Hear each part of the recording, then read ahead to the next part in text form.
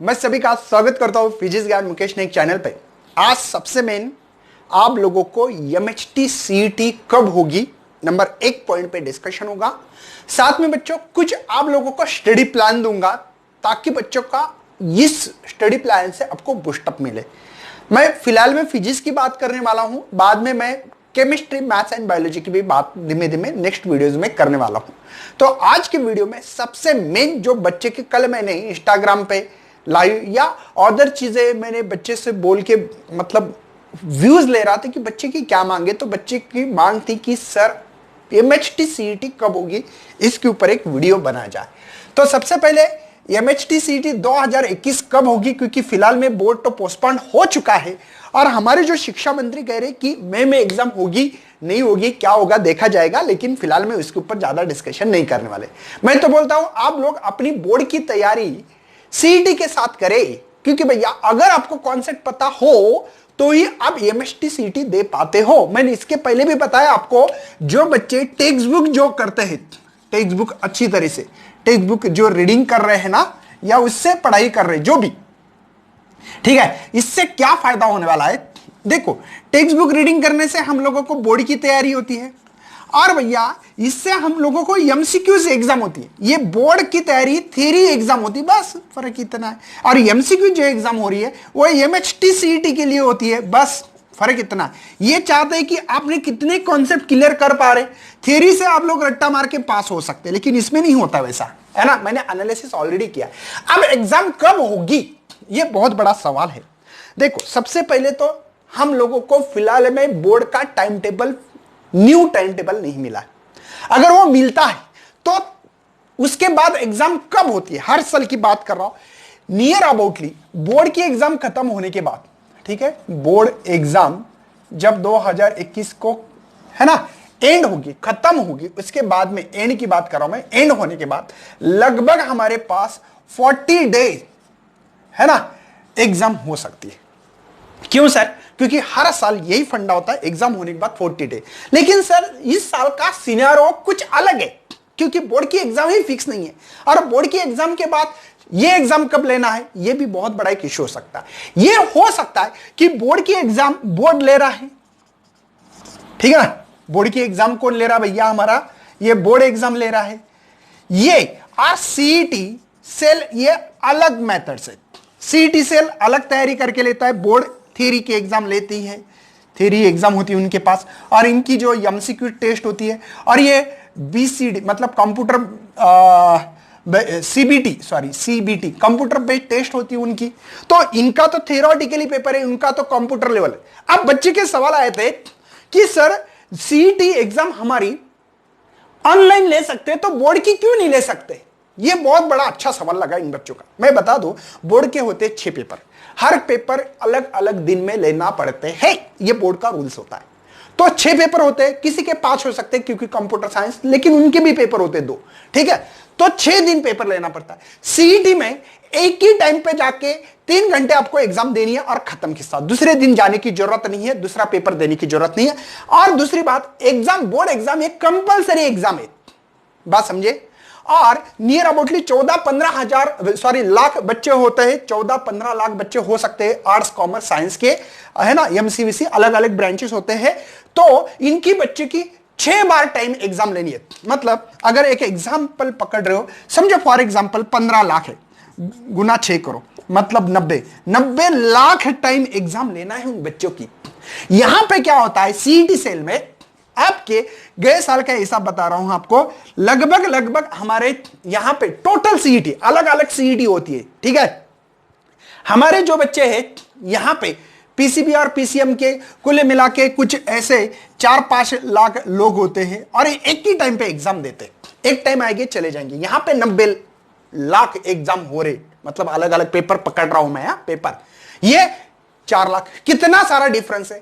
तो इसलिए online exam इसलिए नहीं ले रहे बच्चों, नंबर 1, ठीक है। आपको लग रहा है कि ऑनलाइन एग्जाम क्यों नहीं, और वो भी घर से दे सकते, तो सीईटी सेल में फर्क होता है। अब मैं बात करूंगा कि बोर्ड के एग्जाम होने के बाद इस साल क्या 40 दिन के बाद ही एग्जाम होगी क्या, यह बहुत बड़ा एक सवाल है ना। नंबर 1, आपकी एग्जाम बोर्ड की कौन से कंडीशन में हो रही है, कौन से बेस पे होगी फिलहाल में कोई क्लियरिफिकेशन दिया नहीं है, लेकिन अगर हमारी बोर्ड की एग्जाम होती है कंप्लीट, समझो एक एग्जांपल के तौर पे बता रहा हूं, जून में हो गई तो शायद ये जुलाई में भी एग्जाम होने के चांसेस हो सकते। अब बोलेंगे सर तो यहां पे तो 40 दिन नहीं है, एक ही महीने की बात क्यों?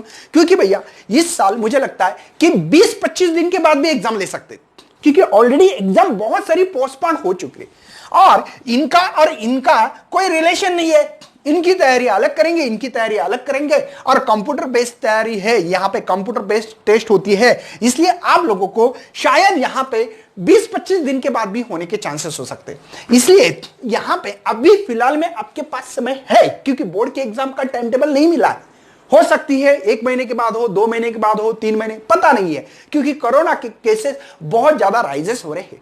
ऐसे समय पे क्या रिजल्ट आएगा? अगर सीबीएसई ने कुछ 12 के लिए रिजल्ट ले लिया, जैसे 10 के लिए कैंसिल कर दिया तो 12 की कैंसिल होगी, हमारी टोटल कैंसिल तो एग्जाम बोर्ड की नहीं हो सकती है, क्योंकि इसके ऊपर ने क्या आप लोगों को इंजीनियरिंग करना है, फार्मेसी करना है, इंजीनियरिंग करनी है, एग्री करनी है, मेडिकल जाना है, आईआईटी जाना है, बहुत सारी चीजें हैं जो कि हमारे बोर्ड के ऊपर डिपेंड है। और बोर्ड की लेवल की एग्जाम यहां पे कैंसिल प्योरली 100% नहीं होगी।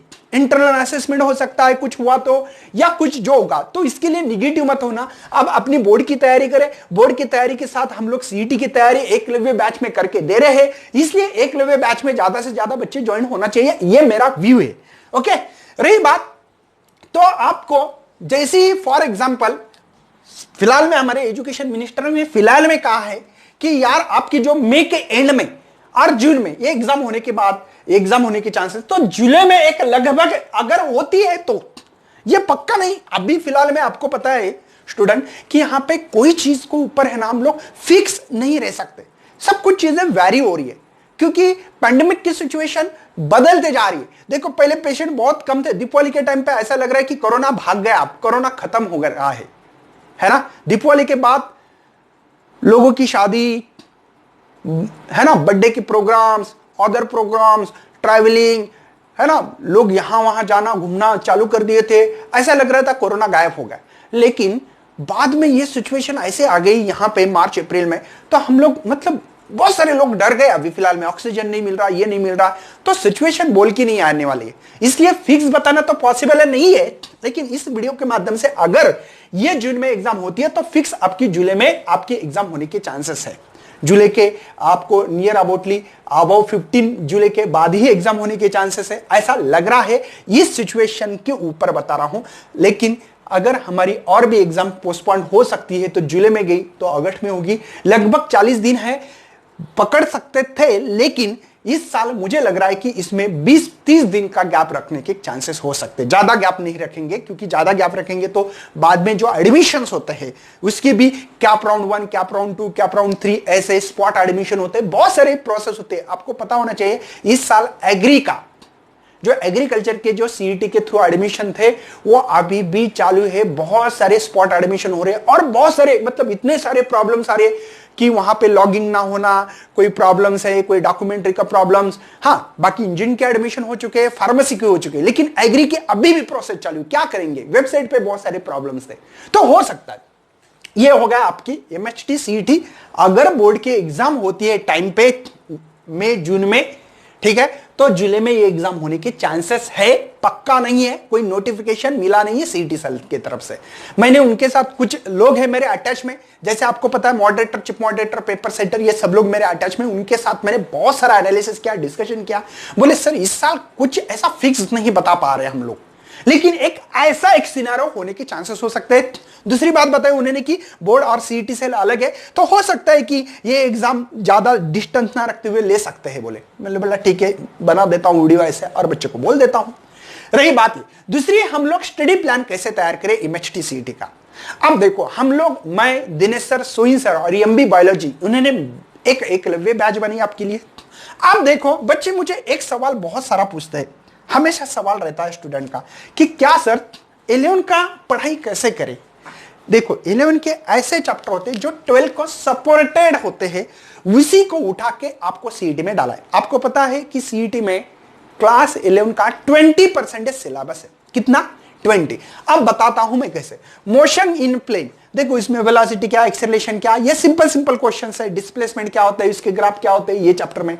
Laws of motion, Newton's law है। मोमेंटम क्या होता है, जैसे कि हम लोग रोटेशनल डायनामिक्स में सब कुछ लॉज यूज करते हैं।